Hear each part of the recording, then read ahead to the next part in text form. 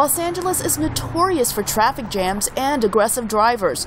Devon Fitzgerald, a cyclist, is familiar with both. A lot of LA folks are in a rush, and it's very easy for them to prioritize their speed over your safety. But even with an intimidating commute, Fitzgerald would still ride his bicycle to work. I like the fact that it simplifies a lot of aspects of travel. For instance, I don't have to worry about parking ever.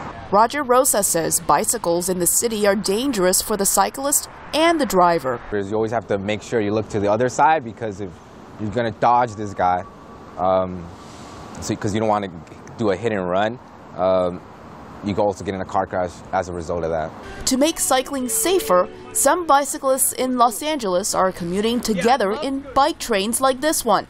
They draw people who live and work near each other. You're a big enough group that, cars don't kind of have the same behavior as if you were just one person, and you're also with an experienced cyclist. Nona Varnado is co-founder of LA Bike Trains, launched in May of 2013.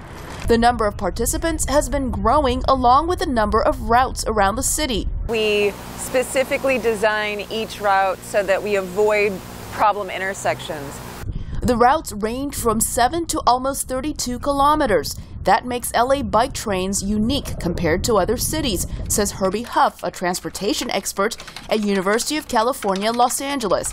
She says in recent years, urban planners, such as the ones in LA, have been trying to encourage bicycling. The city has added more bike lanes in the last 2 fiscal years than in the previous 30 fiscal years combined.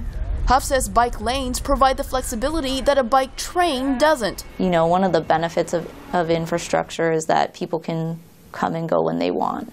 With anything that runs on a fixed schedule, whether it's a bike train or a train, there's only so many people that can make that schedule. I think that we should have far greater infrastructure than a few little paint lines on the street.